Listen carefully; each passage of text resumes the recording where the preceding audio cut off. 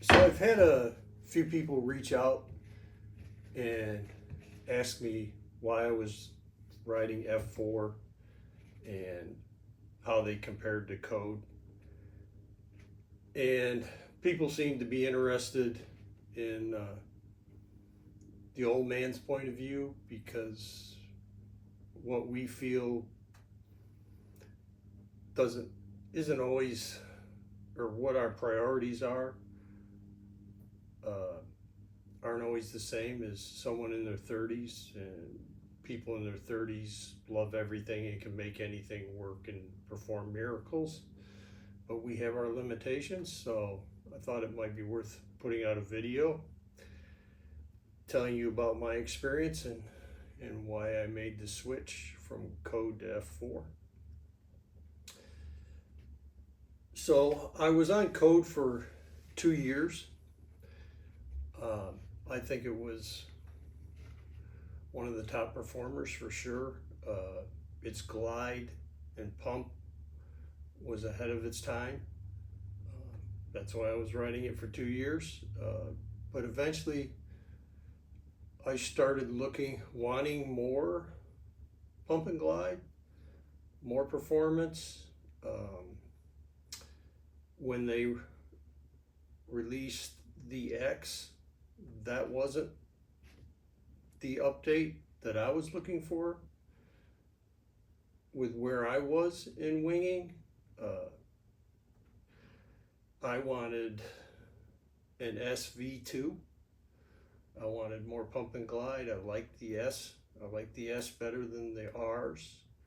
Uh, the R's, they have pump and glide. The low end isn't as good as the S, and the turning is awkward compared to the S. So in the back of my mind, I was looking for the next thing.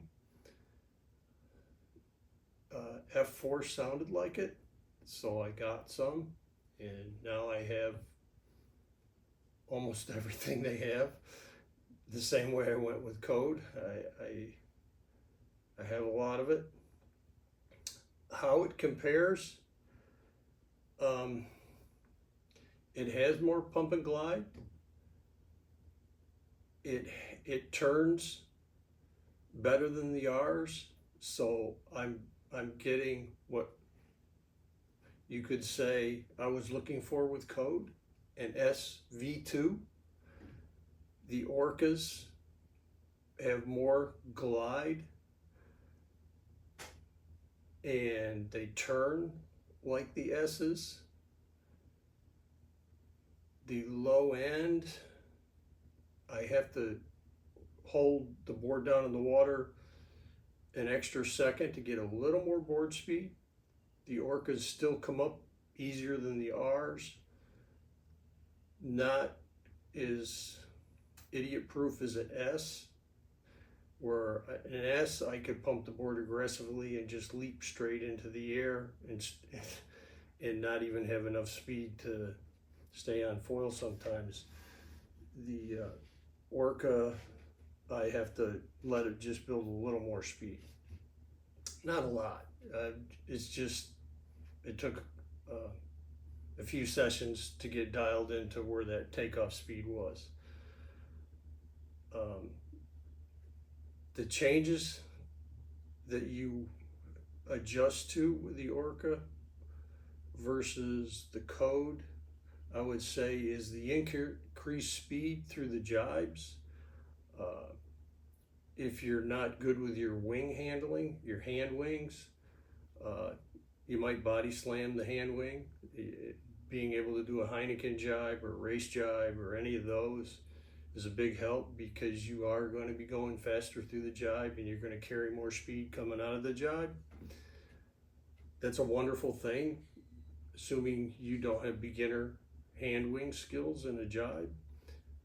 For pair wing, that increased speed in the jibe and the amount of carry coming out of the jibe is a blessing, because you've got all day to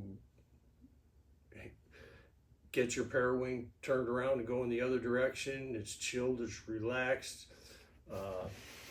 you feel like you're going to glide for days through the turn. No rush, no panic. You feel like Gwen when he's making his videos and gliding for days on it, whatever he rides. So that's pretty cool.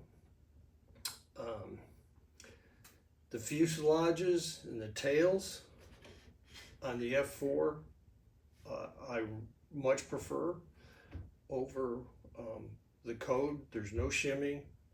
The tail is included with the fuselage at the same price is just a fuselage for Code. So you're saving money, you're getting an idiot-proof system, and the pitch stability is stronger and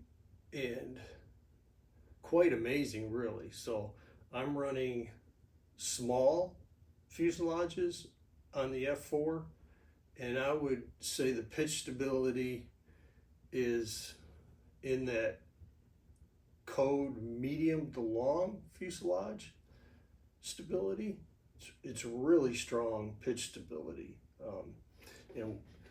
And when I say pitch stability, I'm talking about one of the things that we hate is porpoising or hobby horsing, where your foil's doing this at high speed, or it picks this up when the water's rough and you'll be riding along and your foil's doing this. It's just micro movements and you feel it. To me, that's hobby horsing, and I hate that.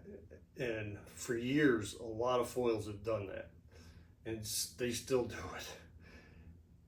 Code did not do it, and F4 does not do it. And I would say the F4 even has stronger resistance to this. F4 is like a train on tracks. No matter what the water texture or condition, it's just on rails with zero tendency for any type of instability in pitch. It's quite amazing. And maybe, I don't know what the designer's done, but he's got the secret sauce between these two angle of attacks and foils, or the angle of incidence between these two, and you can't screw it up by doing something dumb with shims. So it's just flawless pitch stability. The length here is, from here to here, is equivalent to a Code medium fuse. Yet it's insane, the pitch stability, which is a really big deal, particularly for Jackie at 120 pounds. She has always struggled with any foil that wasn't flawless in pitch stability. At her weight, it doesn't take much. I can.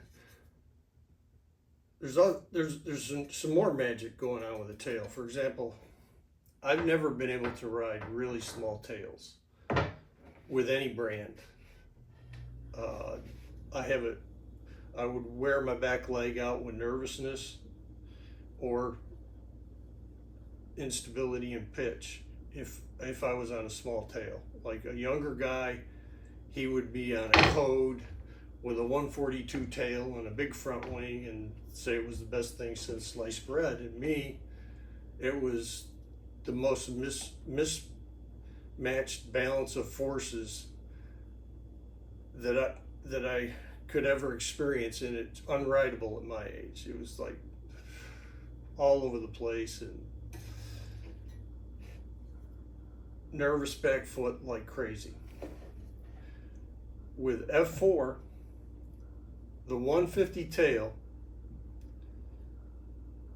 is as pitch stable and relaxed under my back foot and chill is a 166 long fuse Code setup. The 170 tail, I'm running all shorts, on the F4 setup. The 170 tail, short. That's equivalent to a 175 long fuse code in like rock solid, chill, relaxed, easy riding. The power, I would describing how you would size if you were switching from code. I would call the Orca 1050 probably the low range is like a 1300S code. The 900 Orca is like an 1130S, and the 800 Orca is like a 980S. I also have the Mantas and the 750 and 850. I haven't ridden the 750 yet. They're amazing, like so easy to ride. I run them with these tails, the 150 and the 170 tail. Just really good. Mass, I'm running right now the 75 RC. I have an 85 RC, and I picked up flex when I was running this 1050 Orca, so I stopped using the 85. The F4 mass run about 2.5 to 3 centimeters longer than the equivalent code, so keep that in mind. So the 75 F4 is like a 77.5 code as far as mass length. There is a new 80 centimeter SR mast coming from F4 that's got the big flared out extra wide mast at the bottom. It gets very skinny at the top with a titanium connection. That should be pretty sick. I will get one as soon as they are available.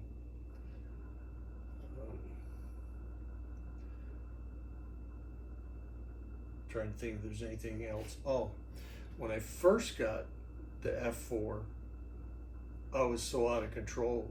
I was like, oh my God, this is way too high performance. What's wrong? And then I had like 2 days and I couldn't figure out what was wrong. And then I was like, wait a minute, I'm being a dummy.